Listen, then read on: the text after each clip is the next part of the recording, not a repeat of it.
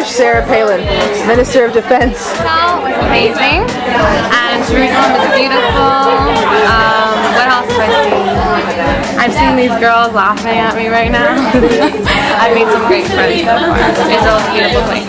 Hi, so I think we have a choice if we want to go to the Deaf or the Blind Museum. I think I'm also going to go to the Deaf Museum because music is such a big part of my life. Right. And I couldn't imagine what it would be like to not have it. And I do appreciate it. And for me, even the Polish issue is a struggle in terms of like who I can play my music for. So I want to really try and go into the Deaf Museum so I can really understand what it would be like to not hear anything. So I guess we'll see you in a bit. I was really scared, and I was really worried that I was going to trip on things, so I held on to these two, and it was actually kind of a bonding experience because I felt like I could rely on them to guide me the right way, and I had a lot of trust and faith in them. That was really cool. It's scary, it's so scary to be like this. It's like, I can't imagine my life without seeing. You appreciate now the sign. All I can say is wow. I can't imagine like not knowing what a color is. Like our tour guide, she knew that tomatoes were red and she knew that the sky's blue, but she doesn't know because she's blind at birth, right? She doesn't know. No one can describe a color. So I can't even imagine. Trusting the blind guide, right? We were trusting in their voice, and Hashem, like we can't see him. We can't see him. We just know that he's there, that he created the world and everything. So at the end of the trip, like at the end of the tour, she can't see us, and we will eventually see Hashem. The sought after speakers of the world, one of the greatest women Jewish scholars there is in the world. It's an honor for us to have her this morning. She's coming special. Also I felt so at peace, and that I loved Hashem even more because I just felt like here we were walking around in the dark, but it was a very safe environment. Like I didn't feel like I was in any danger. There was this guy with the voice that even though he was blind, he knew everything, and I could trust him. And then to the left and right of me were girls from the Jewel program that I know and that I care about, that have soft arms when I needed to grab onto them, and I just felt safe even though I had nothing. And I felt very much like if I can extend that into the world, like that I'm just walking darkness into the world because I don't know what my life is. I don't know what's going to be.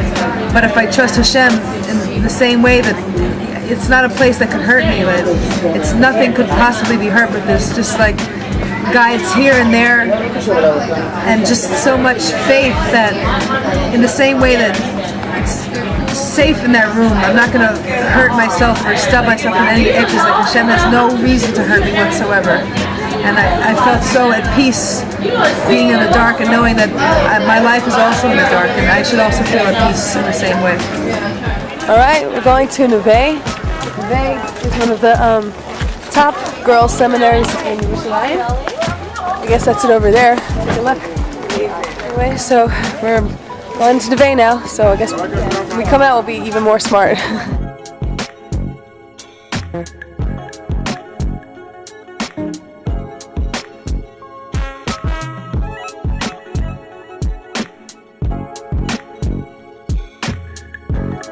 How do you think that affects a person if you see yourself as a creation and not the creator? How does that affect you long term? What does it do for you inside? It makes me more humble. It makes you humble. Yes, absolutely. How are you doing? Yeah, good. Baruch Hashem, thank you. How are you? Very good. Yeah. Good. I was in your class when you had us read about the Holocaust, That was intense. and then you said if some girls want to leave, they can leave. Yeah. You read I was one of those girls that left. Yeah, I said it was very intense. Yeah. You read my handwriting. It's a part of the game. Don't take it too seriously. There's something to it, and you're a very sensitive person. You remember? Yeah. Wow. No, I definitely face. Oh, okay.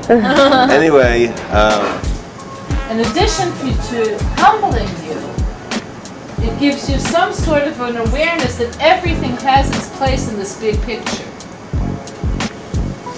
It's a huge thing. Look what I just found.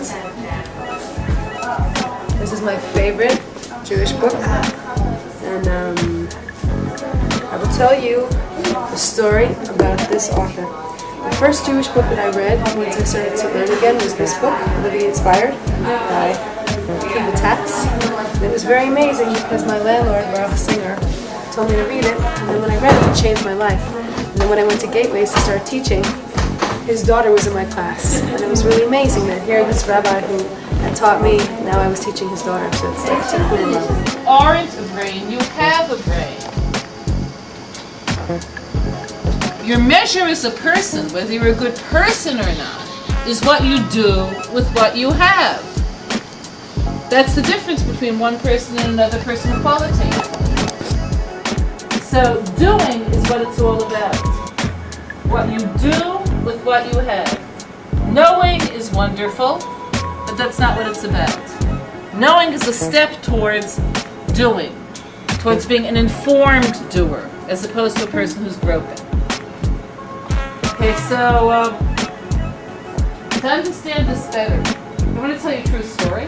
Hi, I am having an amazing time today. I came here knowing almost nobody, and I'm coming back, well, it's the beginning, with so many friends already after a few days here that are so inspiring, and I feel already are changing my life.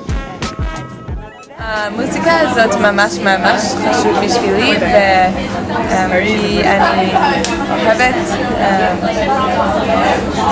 להאזין לכל השירים שאני שומעת, ובשבת זה מאוד מיוחד, ומוזיקה מאוד מיוחדת,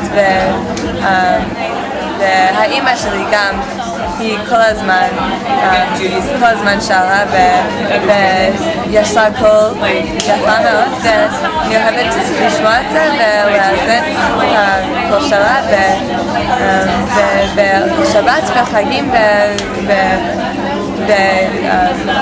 וקהילות אני מאוד אוהבת לשמוע את כל האנשים ששרים ביחד, וזה מאוד יפה. טוב מאוד.